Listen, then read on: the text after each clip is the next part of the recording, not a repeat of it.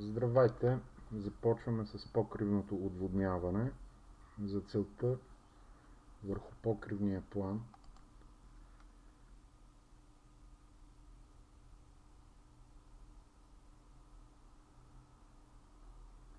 ще разположим първия покривен водоприемник. Опциите са две: покривен водоприемник и подводоприемник.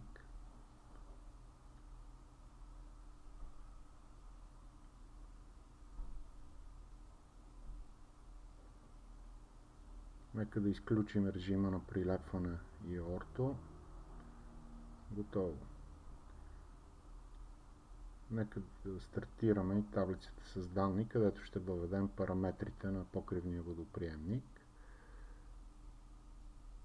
Преди това, нека да поставим етикет на самия водоприемник, като преди това сме го направили в генералните настройки. Сме задали параметрите, които да се визуализират. Отивате на символа и именувате първия покривен водоприемник. В случая ще бъде съкръщение покривен водоприемник 1. Следващия параметр, който задължително трябва да се въведе, е водосборната площ.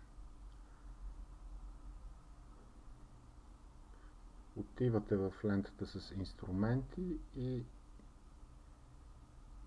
изобразено като символ квадратни метра и замервате съответната водосборна площ, ограничена от покривните линии.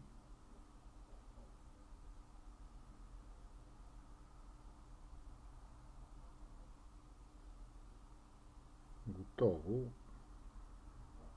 Малко под 164 квадратни метра. Нека да ги въведем 164. Сега в общи данни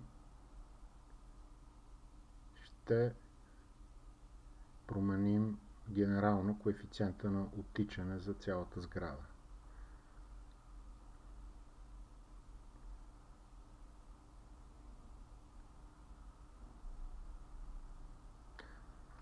Следва избор на вида на водоприемника, диаметъра на отводната тръба и местоположението, посоката, хоризонтален или вертикален монтаж.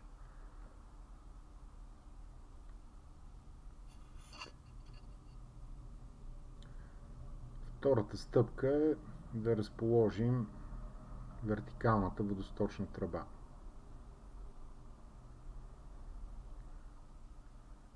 Поставяте в инсталационния пакет на покрива,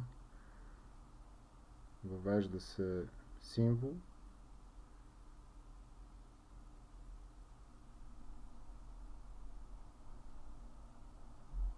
таблицата с данни.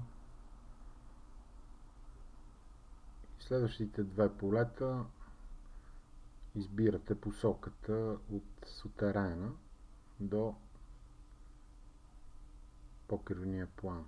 Появява се в план на кота сутерен.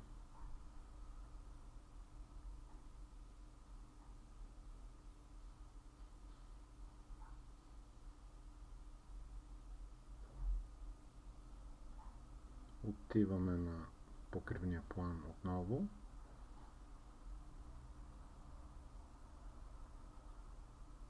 И следва присъединяване на водоприемника към водосточната тръба. От лентата с инструменти избирате участък дъждовна канализация. Нека да стартираме първите изчисления. Важен модул е с диагностиката, който ни дава съобщения за грешки и предупреждения. При наличие на грешки, алгоритъма няма да ви допусне до изчисляване на системата.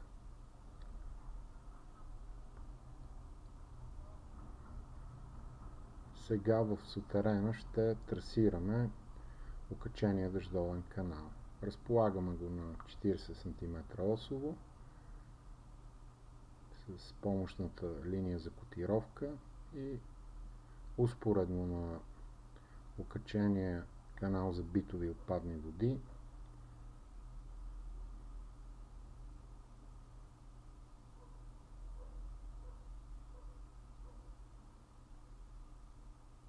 леко изместваме етикета за сградно отклонение за битови отпадни води. Преминавате в раздел дъждовна канализация и поставяме сградно дъждовно отклонение от лентата с инструменти.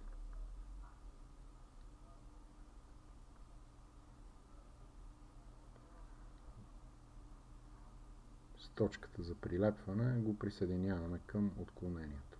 Отново стартираме изчисленията и по сходен начин отиваме в панела с диагностика на инсталацията. Наклона на участъка е по-малък от 0.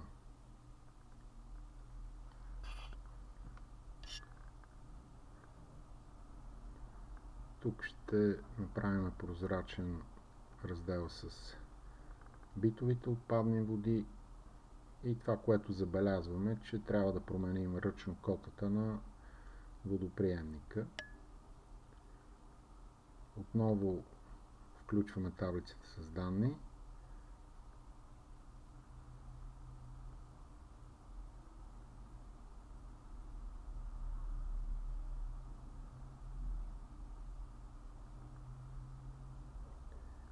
И ще маркираме водоприемника, след което му задаваме ръчно кота водоприемник. Стартираме изчислението отново. Това, което е видимо, е, че горната точка на водосточната тръба спрямо помощните равнини е нужно да я понижим. За целта отиваме в раздел дъждовна канализация на таблицата с данни и ще зададем отстоянието спрямо котата на покрива. С отрицателен знак въвеждаме 20 см.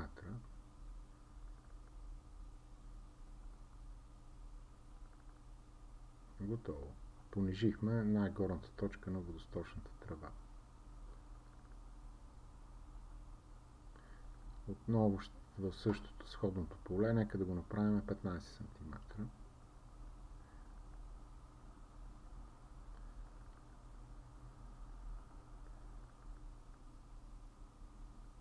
Изключваме в раздел конструкции видимостта на самата сграда и пускаме изчисленията. При появяване на фасонните части инсталацията е изчислена правилно и визуализирана съответно. Това, което се забелязва, е, че е необходимо ръчно завъртане на водоприемника, за да се изправи фасонната част. Ортогонално я завъртаме и стартираме изчисленията.